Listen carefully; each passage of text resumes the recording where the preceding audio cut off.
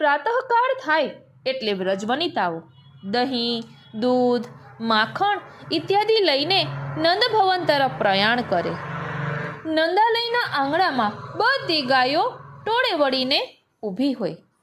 આ ગાયોના ગળામાં ઘંટડીઓ ઝૂલતી હોય.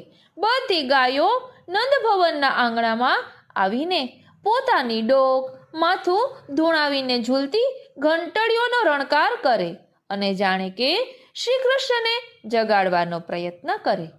યશોદા માતા પણ મંગલભોગ તૈયાર કરીને શ્રીલાલાને શ્રી કૃષ્ણને જગાડવાનો પ્રયત્ન કરે. શ્રી પ્રભુ પોઢેલા હોય. યશોદા માતા પ્રભુના કક્ષમાં પ્રવેશ કરે.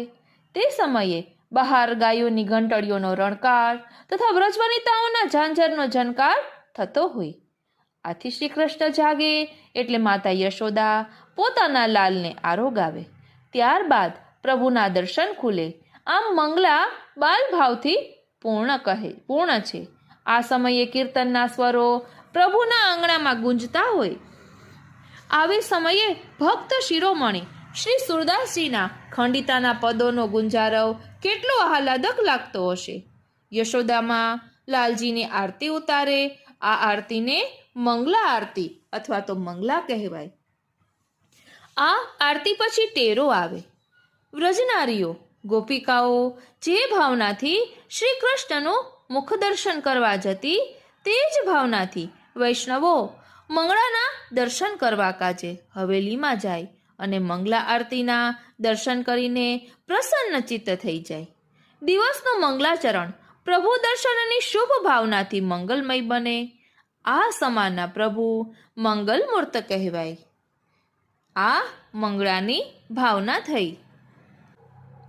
મંગલા આરતી પછી શ્રી ઠાકોરજી સ્નાન આદિ કરે, નવા વસ્ત્રો પરિધાન કરે, કેશ ગુંફન કરાવે, શ્રૃંગાર ધરે, ગુંજા માળા અને એક જ પુષ્પની માળા ધારણ કરે અને રત્ન જડિત મુરલી શ્રી હસ્તમાં ધારણ કરે.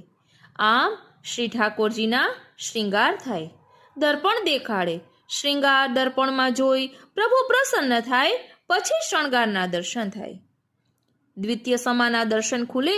વ્રજવનિતાઓ પ્રભુની સન્મુખ દર્પણ ધરે એટલે યશોદાના લાલજી સ્વમુખ અને સ્વશ્રૃંગાર જોઈ હરખાય.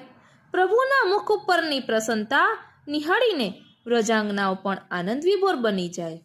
હવેલીઓના શ્રૃંગારના દર્શન કરીને વૈષ્ણવો પણ વ્રજાંગનાઓની જેમ આનંદ સાગરમાં હિલોળા લે. આ દર્શનમાં પ્રભુ આનંદમૂર્ત કહેવાય છે.